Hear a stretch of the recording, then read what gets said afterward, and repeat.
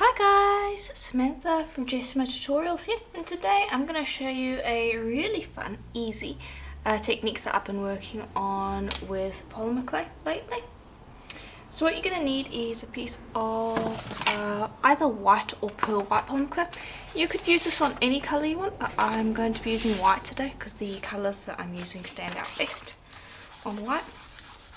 And I'm just going to burnish it so that it has a nice smooth surface, and so it's stuck onto the tile that I'm using.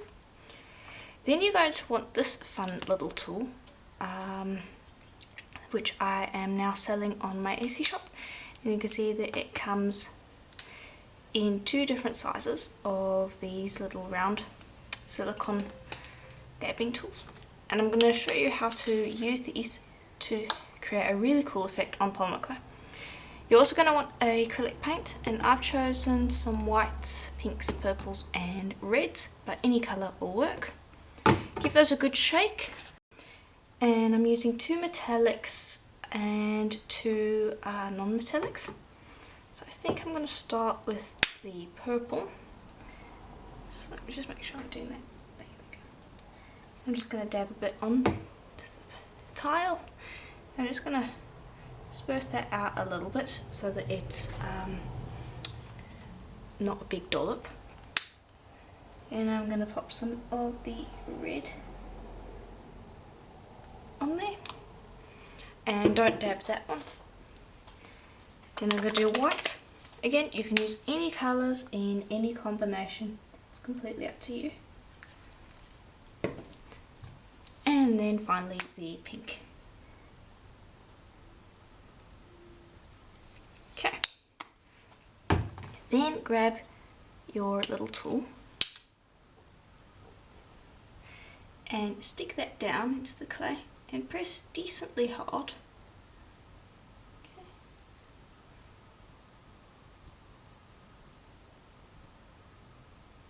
And then I'll just go back and grab some more. You can see I'm just dabbing it off every once in a while, just so that I don't have a big goop of paint on the end of the thing. And you can see that it creates a really cool effect. And then after a while the paint will become muddied and you'll want to restart, but we should have enough to cover the sheet. Okay, and I'm actually going to swap out to the smaller piece, just so that I can fill in these holes, like so. And you can see that it creates a really fun effect. And you can do as much or as little paint as you want, it's completely up to you. And for those of you that happen to have Floetrol, adding a little bit of that into the paint can create a little more of a bubbly effect. So have some fun and play around with it. But yeah, there we go, I'm quite happy with that. So now I will allow that to dry. You can use a hairdryer to get it to cool a little, or dry a little bit faster. But yeah. Okay, so my camera corrupted some of the later footage, and so I ended up having to make a new veneer. So apologies for that, but I did have to make a new veneer. So this is how it ends up looking after it has finished drying. Okay. So now I'm just going to bring over a piece of paper because there are a few areas where the paint is kind of hanging out in large amounts, like over there. And I just want to press down on that and just soak up any paint that might be there. So just run my paper over the top and flatten it out, and let's just make sure that we don't have any wet spots still. And if we do, we'll end up popping them like we did over here, because we're going to be putting translucent over the top of this, and I don't want any wet spots if we're doing that. Okay, now of course I am going to be putting translucent over the top because I'm going to be putting a silk screen over the top of this, and silk screens sometimes end up picking up the paint when you lift them up, so I'm putting translucent over the top. It will also add a nice layered effect. However, if you don't want a silk screen, feel completely free to cut it as it is, then you don't need the translucent. So I've run this piece out on the thinnest setting of my pasta machine, and I'm just gonna run that over the surface like so. Try my absolute best not to trap air bubbles. There we go. Then grab a piece of paper again and burnish thoroughly so that it is stuck onto that clay, and this will also help trace out air bubbles. Notice how I go from one end through to the other. That will help remove any air bubbles. Okay, and there we go, that's quite good.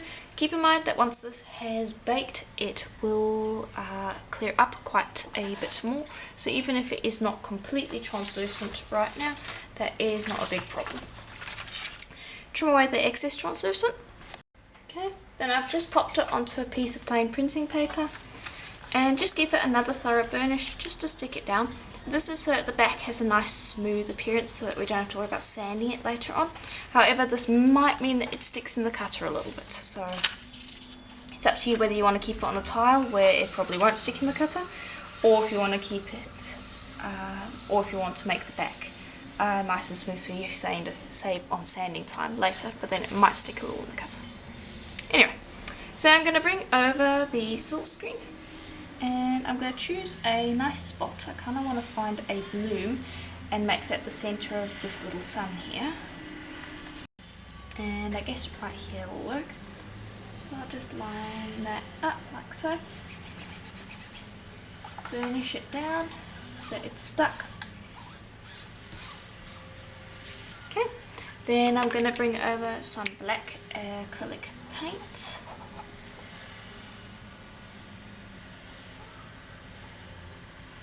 Go. And then just scrape that across the surface like so, and lift up like so. Okay, then when it's completely dry, bring it over the cutter that matches the silk screen and cut it out, and then cut and lift up, and it didn't stick in the cutter, which is fantastic. Then, because we have extra, I am going to be taking a smaller version of this cutter, and I'm going to be cutting out earrings. And there we go. And I'll just lift this up.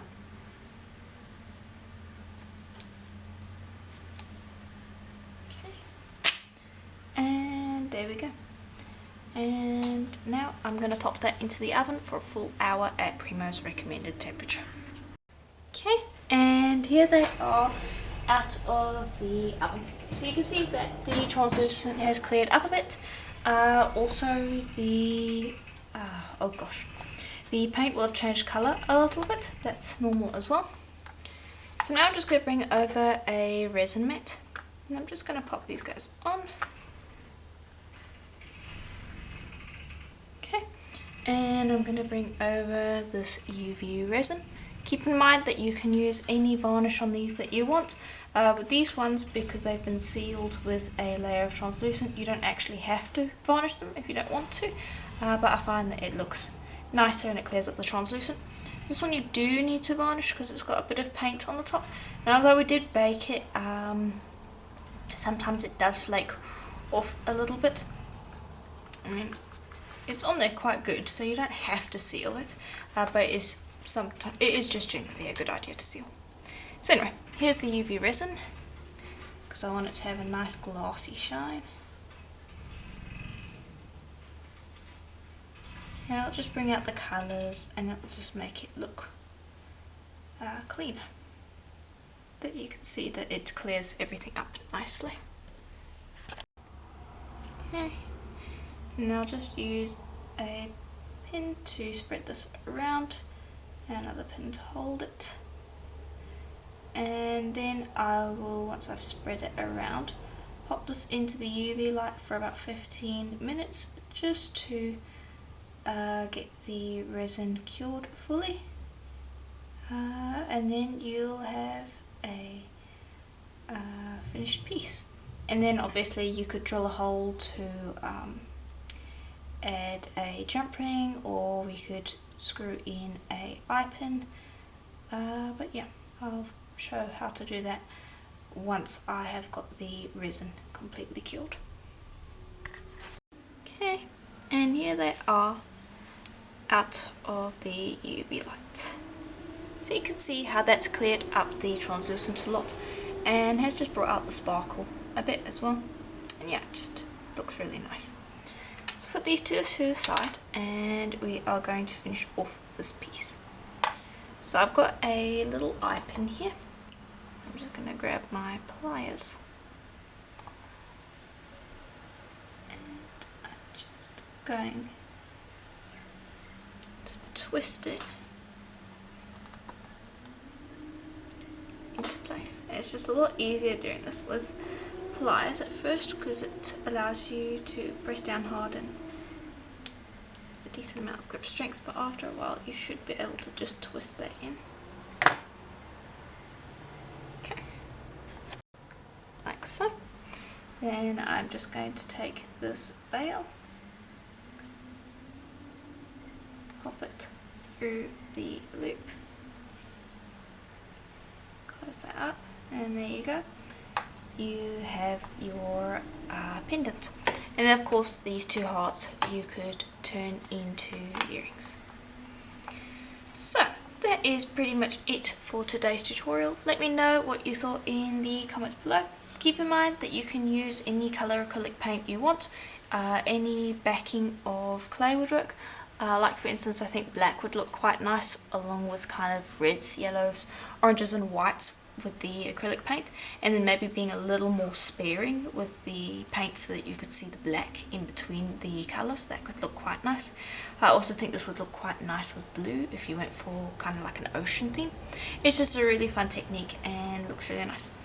Keep in mind, if you're not putting a silk screen design over the top of the paint, you don't have to put the translucent over the top, so just bear that in mind.